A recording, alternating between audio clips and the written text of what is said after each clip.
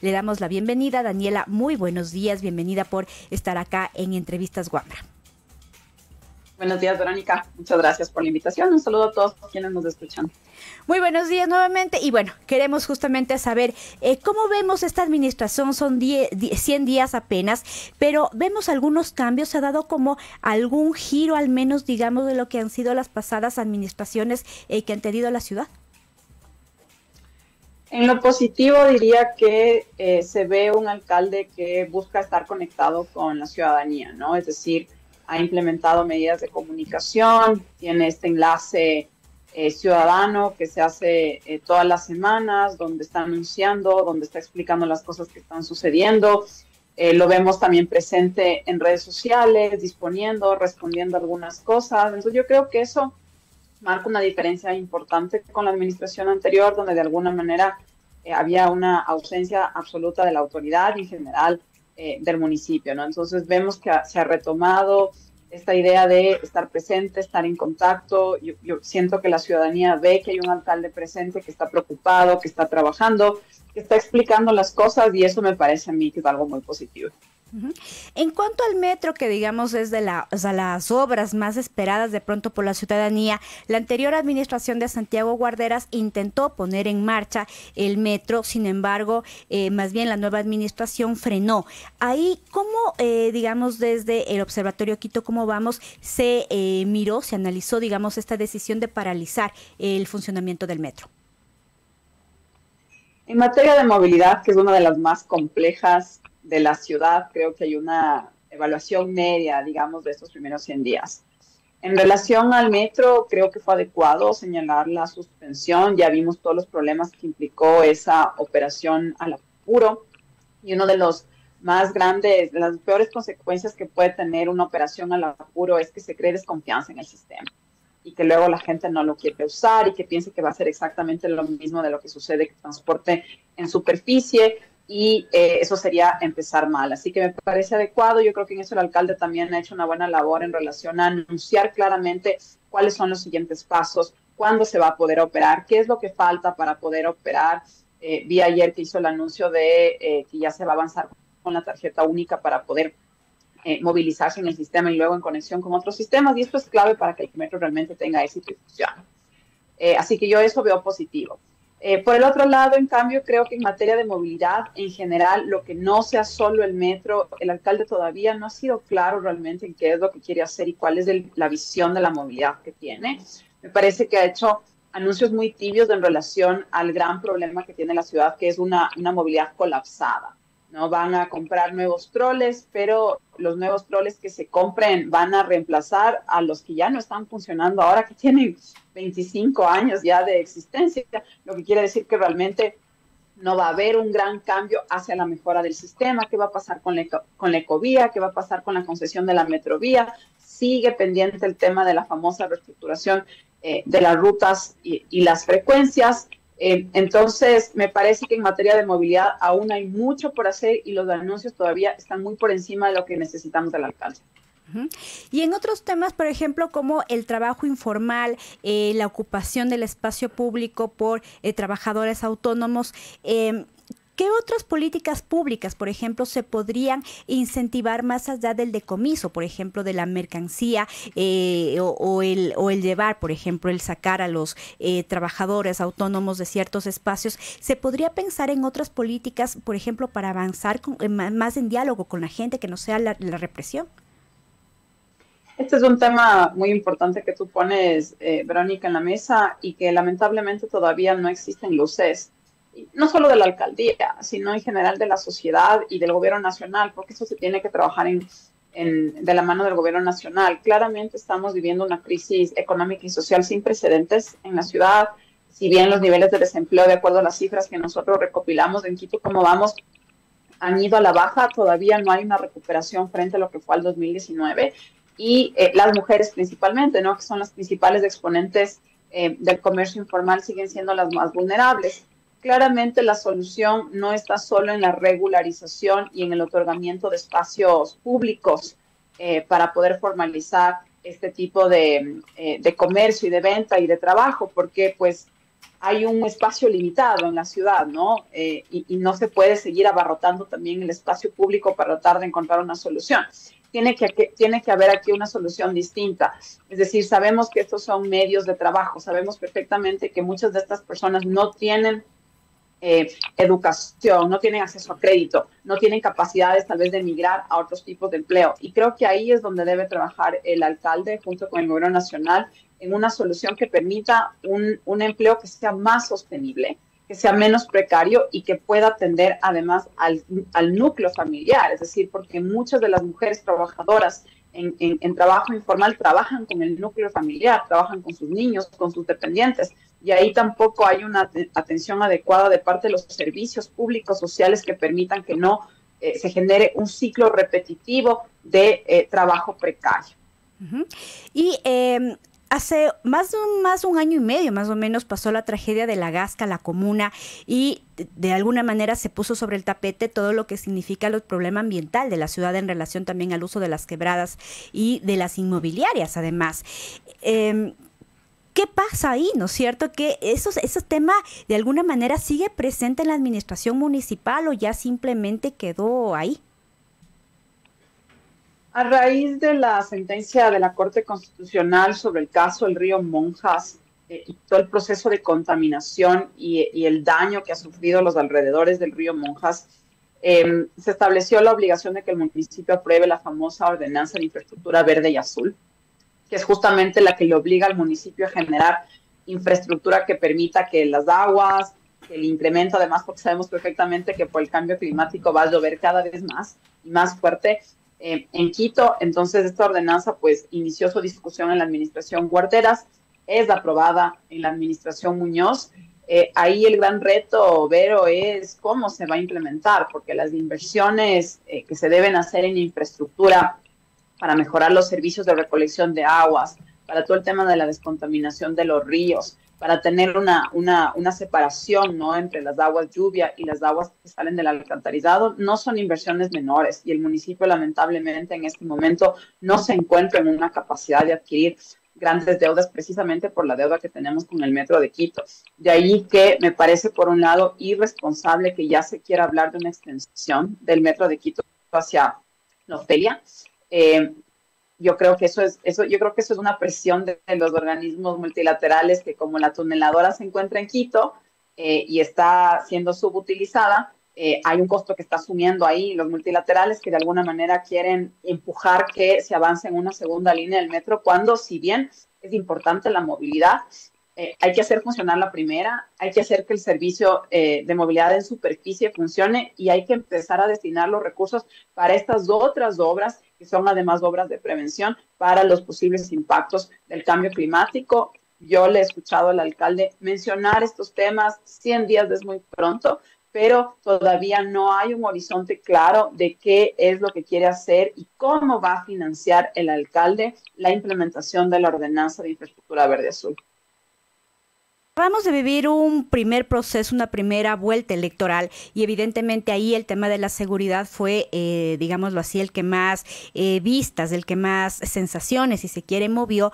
Pero en la ciudad de Quito pasan otras cosas, y es así que la Policía Nacional, por ejemplo, recientemente publicó un informe donde nos menciona que los suicidios en Quito son más altos que las muertes violentas. Y estas problemáticas finalmente no se ven, o sea, no están, si se quiere, están ocultas. ¿Qué problemáticas, por ejemplo, está ocultando Quito? Las cifras de seguridad de los últimos años, Vero, muestran que hay un deterioro, sin lugar a dudas, ¿no? Es decir, sí cabe mencionar, por ejemplo, que la cifra de suicidios fue más alta en el 2019 de lo que es ahora en el 2022, y bueno, ya veremos qué pasa en el 2023. A veces, lamentablemente, estos titulares, ¿no?, esta forma en la que se presenta la información, nos hace desviar la atención sobre los problemas. Esto no quiere decir que la salud mental no sea un problema, por supuesto que es, pero cuando analizamos en la integralidad, vemos que en efecto ha habido un crecimiento de los robos, ha habido un crecimiento de los homicidios, ha habido un crecimiento de los suicidios. Las tasas cada 100.000 habitantes siguen siendo menores en comparación con otras ciudades del país, pero ya estamos empezando a ver un cambio y una migración en relación a la seguridad, ¿no? Cada vez En el tema de homicidios, por ejemplo, vemos que ha incrementado el uso del arma de fuego. En temas de robo, por ejemplo, vemos que ha incrementado el robo violento, el robo con arma que puede inclusive terminar en muerte. Entonces, estamos empezando a ver un incremento de la violencia, estamos empezando a ver un incremento de las necesidades de convivencia social y pacífica. Y en ese sentido, pues el municipio está trabajando en levantar información, ¿no? Porque en este caso, es súper importante entender por qué la criminalidad ha cambiado. Es decir, no se trata solo de decir, esto está relacionado con el crimen organizado. No, con toda la problemática que está sufriendo Ecuador y principalmente en otras provincias. Tenemos que entender bien qué pasa, por qué ha habido este incremento para que el municipio pueda tener políticas públicas adecuadas para atender. Sé que el municipio está haciendo las investigaciones del caso, que me parece positivo, pero este sí es un tema que va a tomar un poco más de tiempo, precisamente por la necesidad de entenderlo adecuadamente, para no hacer inversiones que sean luego superficiales, ¿no? Es decir, le vemos al municipio que está apoyando a la Policía Nacional, que va a reestructurar las UPCs, que les está dotando de vehículos y otras cosas, que son cosas que el municipio no debería hacer. Esto es una obligación del gobierno nacional y esos recursos podrían estar, digamos, mejor utilizados en atender desde políticas sociales las causas raíz del incremento de la violencia en la ciudad. En otro tema, recientemente el alcalde de la ciudad, Pavel Muñoz, tuvo, digamos, una suerte de reuniones, presentaciones para impulsar las alianzas público-privadas para ciertos sectores de la economía, principalmente. ¿Cómo vemos estas alianzas? ¿Qué tan necesarias y qué tan prioritarias son para justamente impulsar estos sectores? A mí esto me parece positivo, Vero, porque la capacidad financiera del municipio es limitada y las necesidades son cada vez más crecientes.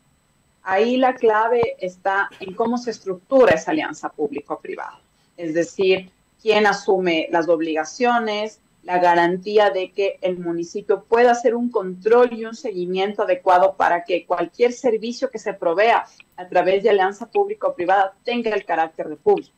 Es decir, que no vaya a suceder algo como lo que nos está pasando con el transporte público. Finalmente, el transporte público es una suerte de alianza pública-privada donde hay una concesión para que los privados operen el servicio de transporte público. Pero lamentablemente no se ha garantizado que en efecto sea un servicio público. Y es ahí donde está, digamos, la parte más importante de que el municipio tiene que ejercer su potestad de control, la rectoría, para garantizar que el servicio se dé en condiciones públicas, se dé a los costos que corresponda, pero que de alguna manera pueda existir este apoyo del sector privado para ampliar los servicios, para garantizar que las inversiones que se tienen que hacer no tengan que depender únicamente de los recursos del Estado, sino que también puedan hacerse en esta colaboración público-privada. Creo que habrá que ver en dónde las anuncian, es decir, sabemos que ha habido esta mesa de inversiones, sabemos que el alcalde está queriendo promover las alianzas público-privadas, pero aún no sabemos exactamente cuáles van a ser los espacios de la gestión municipal que entren en estas alianzas. Yo te diría que en términos, por ejemplo, de vivienda social, ahí hay un sector muy importante, esa empresa tienen que revivirle porque está completamente acabada y hay necesidades de vivienda social asequible, no solo para compra, sino también para arriendo. Creo que ahí hay una oportunidad importantísima de desarrollo público-privado. Otro de los temas, por ejemplo, fuertes de las problemáticas, más bien dicho, fuertes de Quito, es el tema del desempleo, incluso de los jóvenes que no ni trabajan ni estudian. ¿Qué oportunidades desde el municipio del Quito, de la alcaldía, se podrían pensar como para estos jóvenes? Es complejo, Vero, pensar que el municipio puede apoyar directamente la empleabilidad juvenil en la medida en que el municipio tiene pues competencias muy limitadas en lo que se refiere al desarrollo económico. Creo que una de las cosas que sería importante desde el municipio es hacer un rol de encuentro y de liderazgo entre la oferta educativa, tanto pública como privada, como el sector juvenil.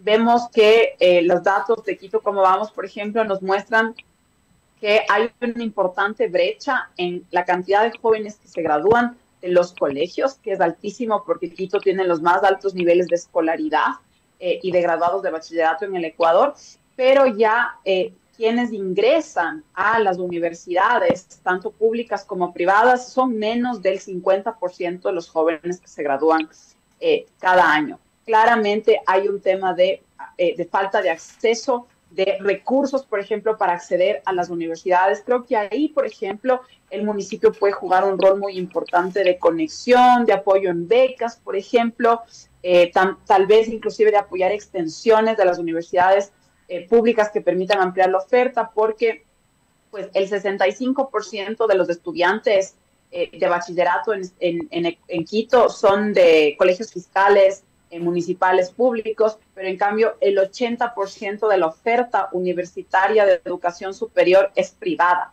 Entonces ahí estamos viendo una brecha importante. Quien no accede a educación superior obviamente tiene menos posibilidades de empleabilidad y de sostenibilidad de un empleo, y ahí creo que el municipio podría jugar un rol de liderazgo importante. Y ya como para ir finalizando, recientemente uno de los crímenes, digamos, que conmociona al país fue el asesinato del alcalde de la ciudad de Manta, Agustín Intriago. ¿Cómo vemos, digamos, en general, a nivel país, la seguridad de los funcionarios de las alcaldías, de los gobiernos locales? ¿Cómo esta muerte finalmente impacta, ¿no?, a estos gobiernos? Pues lamentablemente estamos viendo que en Ecuador el costo de hacer política es la vida. Y además que cada vez está más cerca de nosotros, ¿no? Yo creo que además lo que pasó con Fernando Villavicencio también es un fuerte mensaje. Fíjate que la Gaspar de Villarreal a las 6 de la tarde es una de las zonas más congestionadas de la ciudad, no solo en términos de flujo vehicular, sino de flujo de personas que están transitando por el espacio público. Haciendo sus tareas del día a día, ¿no? Y que de repente tengamos que enfrentarnos a esta situación de salgo a hacer mis tareas del día a día, no tengo nada que ver con política y tal vez no regrese vivo a casa. Más aún cuando son personas de riesgo como los políticos que están ejerciendo cargos y que además sabemos perfectamente que el crimen organizado no distingue, ¿no? No distingue banderas políticas, no distingue opositores, críticos o no, sino simplemente manda mensajes de esta naturaleza para promover el miedo, para promover el terror y para que eso sea un factor que les permita a ellos seguir lucrando en este negocio, ¿no? Yo creo que esto es un tema de liderazgo nacional. Aquí sí, más allá de que los alcaldes puedan tener liderazgo en sus ciudades para que pues el tema de seguridad sea una de las prioridades, que apoyen al Ministerio del Interior, a la policía y otros, como no solo el alcalde de Quito, sino muchos alcaldes y alcaldesas en el país lo están haciendo a pesar de que no es su competencia.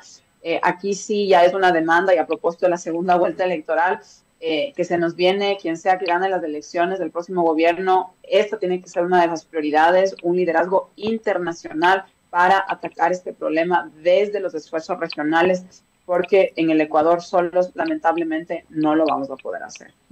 Y pasando a otro tema que tiene que ver también con los gobiernos locales, ¿cómo está la participación, por ejemplo, de las mujeres en cuanto a la cuota de paridad, la participación de las vicealcaldesas, la conformación de los consejos? Porque recordemos que en los anteriores gobiernos, en el anterior periodo, mucho se habló de las peleas, por ejemplo, que había, las pugnas de los hombres, básicamente, que no dejaban que las mujeres participen. ¿Cambió un poco ahora eso en estos 100 primeros días?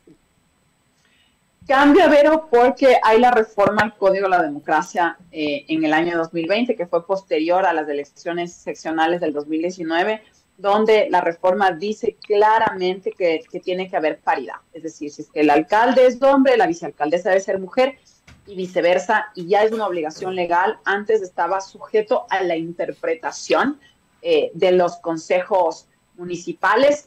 Y al cambiar esa normativa, obviamente, ya ningún consejo ni ningún alcalde se va a arriesgar a incumplir la normativa, porque eso podría ser causal de destitución. Entonces, ahora sí, en efecto, se han conformado de manera paritaria las alcaldías y las vicealcaldías, y el reto, más bien te diría yo, en esta nueva gestión, y eso es lo que hay que ir monitoreando, es si es que esas vicealcaldías van a tener algún rol, porque el COTAD simplemente señala que quien es vicealcalde o vicealcaldesa va a hacer las funciones que el alcalde le delegue, ¿no? Igual que el vicepresidente o vicepresidenta de la República. Si no les delegan nada, son figuras decorativas, Vero. Así que ahí va a estar el reto, qué niveles de confianza, de delegación de funciones para poder elevar esos perfiles y que las mujeres también tengan un rol mucho más activo en la gestión de la política pública y no solo en los legislativos, donde pues también ha habido un incremento a nivel nacional de la presencia de mujeres en los consejos municipales, sin perjuicio de que en Quito lamentablemente pues todavía estamos lejos de la paridad en el consejo. Y a propósito también ahí, ¿cómo evalúa Daniela digamos, esta inclusión casi a que regañadientes ahí pujando de los binomios presidenciales de las mujeres en las papeletas? Lo triste, mi querida Vero, es que si no hay la norma, no lo cumplen. Es decir, porque además vimos, ¿no? El triste caso del Consejo Nacional Electoral que quiso de alguna manera obviar el hecho de que la paridad era una obligación para estas elecciones anticipadas, y quiso un poco pactar con los partidos políticos para decirles, bueno, no se preocupen, no tienen que ser paritarios, lo dejamos para las siguientes elecciones. Entonces, inclusive los órganos que están llamados a garantizar los derechos de las mujeres y el cumplimiento de la normativa son los primeros en violentarla. De ahí que las organizaciones de sociedad civil, los colectivos feministas, las mujeres políticas unidas, independientemente de su bandera política, vamos a jugar un rol muy importante en garantizar que se cumpla, no solo que los partidos cumplan con las cuotas, sino que pasemos y demos este siguiente paso, ¿no? Que la representación sea sustancial, que no sean solo figuras decorativas, que no sea solo una obligación simplemente porque está en la ley, sino que además se da sustancia a esa representación. Muchísimas gracias, Daniela Chacón, por esta entrevista. De manera irónica, aquí en Wambra decíamos, solo 200 años tuvieron que pasar para que las mujeres de forma paritaria estuviéramos en una papeleta por un binomio en la presidencia. Bueno, muchos temas que seguir conversando sin duda por ahí, pero bueno, acá paramos la entrevista un poco. Muchísimas gracias. Gracias, Vero. Buen día con todos.